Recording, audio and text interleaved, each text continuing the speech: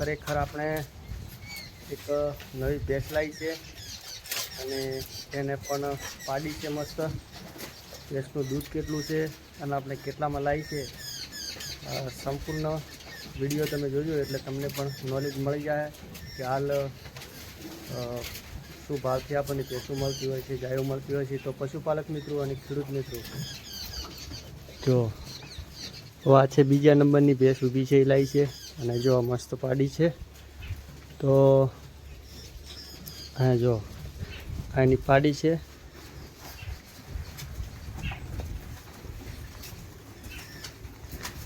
લગભગ વિયાણાને 25 દિવસ થયા છે અને ખરેખર ખેડૂત મિત્રો અત્યારે શું છે કે તમે દરેક જગ્યાએથી પશુ લેતા હોય બહુ કાળજી રાખીને લેવાનું, બહુ ધ્યાન દઈને રાખવાની જરૂર છે. કારણ કે અત્યારે ખરેખર ઘણા માણસો પશુહારી કરી અને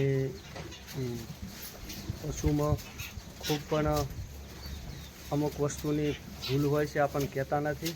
ક્યારેક વસ્તુ એવી બની જતી હોય છે કે આપણે ભેંસ લાવી હોય કે ગાય લાવી હોય, ખરેખર આપણા પૈસા પડી જતા હોય છે. એટલે બહુ ધ્યાન રાખવાની જરૂર છે.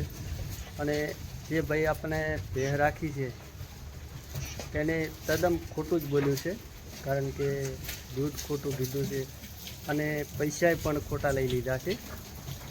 એટલે કહેવત છે ખરેખર પશુપાલક મિત્રો કે હાથમાંથી પૈસા કદાચ લઈ લીધા હોય ને એનો વાંધો નથી, પણ બાકી કિસ્મત તો આપણા પાસે જ છે ને, આપણે ફેર કમાઈ લઈશું. આમાં કોઈ ચિંતા કરવાની જરૂર ના હોય કે ધંધામાં નુકસાન ને નફો બે થતું હોય છે.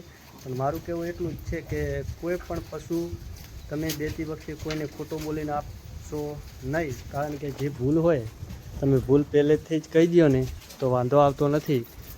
અને તમે કંઈ દઈ દો ભલે 5 રૂપિયા ઓછા લઈ લો એનો વાંધો ન આવે, પણ ક્યારેક ઘણા પશુપાલક મિત્રો એવા હોય છે કે પૈસા સારું કરીને ખોટું બોલીને તમારી પાસેથી પૈસા પડવી લેતા હોય છે.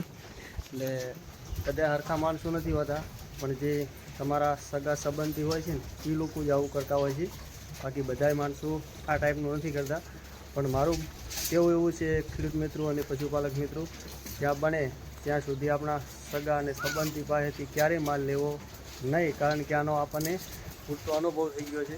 2 વખત આપણે એવું થયું છે કે આપણે માણસ ઉપર વિશ્વાસ કરીને કોઈ પણ વસ્તુ તમે ગાય અથવા ભેંસ લઈ લો ને એ લોકો જ આ ટાઈપનું કરતા હોય છે. બાકી તમે બહારથી ગમે તે લો ને એ તમને સાચું બોલીને વસ્તુ આપે.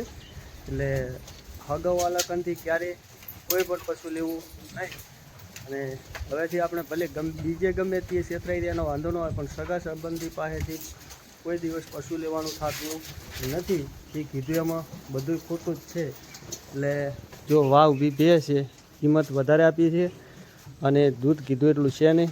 અને પશુપાલક મિત્રો અને ખેડૂત મિત્રો હવે આપણો વિડીયો પાછો આવશે, એની અંદર આપણે દૂધ કેટલું છે અને કિંમત કેટલી દીધી હતી ને એ તમને 100% તમને કહીશ કે કેટલું દૂધ હતું અને કેટલી પણ કિંમત દીધી છે. બહુ હાર્ડ કિંમત આપી દીધી છે, એટલે કાંઈ વાંધો નથી. જય માતાજી. પશુપાલક મિત્રો આજના વિડીયોની અંદર આટલું જ હતું. અને અમારી ચેનલ ઉપર તમે ન હોય તો ચેનલને સબસ્ક્રાઈબ કરવાનું અને વિડીયોને એક લાઇક કરવાનું ન ભૂલતા. જય માતાજી.